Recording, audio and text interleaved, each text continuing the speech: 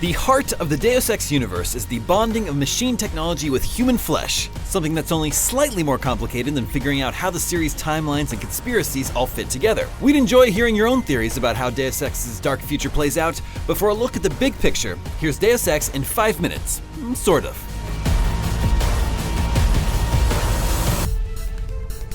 The Deus Ex story kicks off in 1995 when scientist Hugh Darrow gets bummed out that he has to walk with a cane after a skiing accident.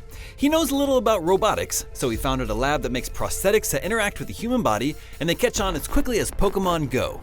But of course, there's a catch. The human body tends to reject the machines, and another company called VersaLife invents a pricey drug called neuropozyne that makes living with augmentations bearable.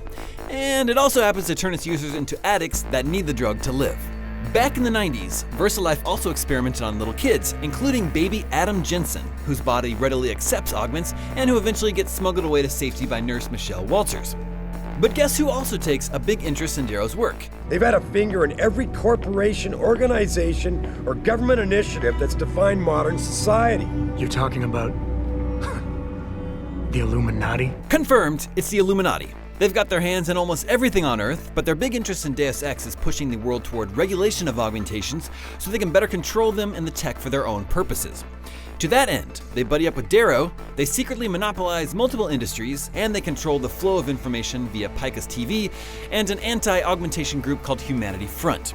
Like any great dystopian cyberpunk story, Deus Ex is rife with shady companies and organizations. There's Seraph Industries, which wants to use augments to steer evolution, but also makes weaponized augments for military cash on the side. There are Bell Tower Associates, badass mercenaries for hire, and Purity First, another radical anti-augmentation group.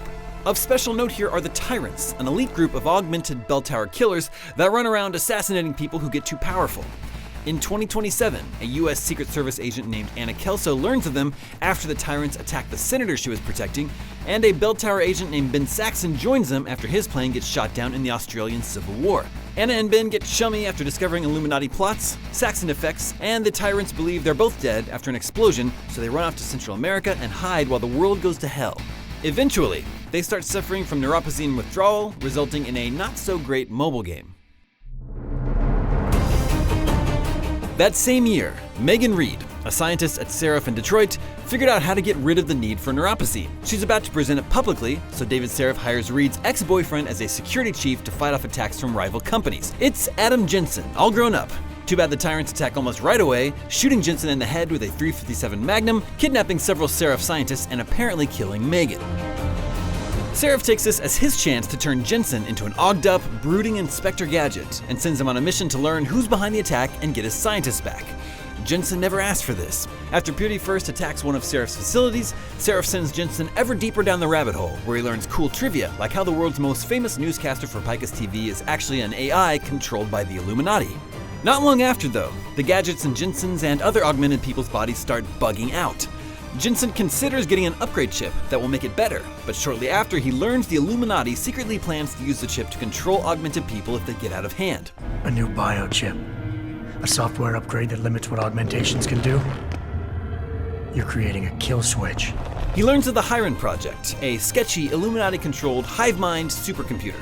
Jensen also learns Dr. Reed is still alive after infiltrating a facility called the Omega Ranch, and she tells him Jensen's DNA is indeed special. Jensen also learns that Darrow and the Illuminati are working together, and watches on TV as Darrow activates a signal, turning everyone who used the upgrade chip into crazy, violent creatures. Jensen chats with Darrow and learns about how he can't actually use augments, and how this makes him sad, and that he wants to get rid of augments altogether. But if players are clever enough to win the debate, Jensen convinces Darrow to let him shut down the signal by shutting down the Hiron Project, and afterwards he chooses one of 4 options that affect humanity's future, which will play out in full in Deus Ex: Mankind Divided. Cue time skip.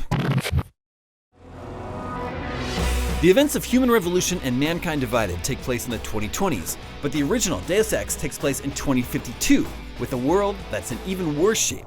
Augmentation manufacturing has fallen off. Naturally, the Illuminati kept working with the tech in secret, developing nano-augmentation technology which augmented the body without most of the visible and painful but cool-looking appendages of Jensen's era. They also made the Men in Black during this period, none of whom has a cute alien pug sidekick. Around this time, a plague called the Grey Death is sweeping the planets, and only people deemed useful are getting the vaccine from VersaLife. the United Nations Anti-Terrorist Coalition is made to fight back against the attacks that spread as a result. Their nano-augmented agent JC Denton hunts down terrorists worldwide. But you guessed it, Illuminati confirmed. Or more specifically, the Majestic 12, a splinter group headed by gazillionaire Bob Page, who breaks off from the Illuminati and wants to merge with a powerful AI to become a god. Denton, himself a creation of Page's, realizes the Majestic 12 made the Grey Death and travels to Area 51 to cause the world's existing social structure to collapse. At last, the secret societies lose their grip, but things kinda suck for about 2 decades. By 2072, the time period of Deus Ex Invisible War, some things are getting better, but new factions have arisen and formed city-states and things quickly go to hell again. Some, like the Illuminati-connected Knights Templar, want to end all biomodifications, while good old JC Denton is still around and wants everyone modified. There's also an amalgamated church called the Order, as well as the Omar, who share a hive mind. Denton's clone Alex runs around chatting with all these factions and decides the future by choosing who gets some data that will allow them to basically rule the world.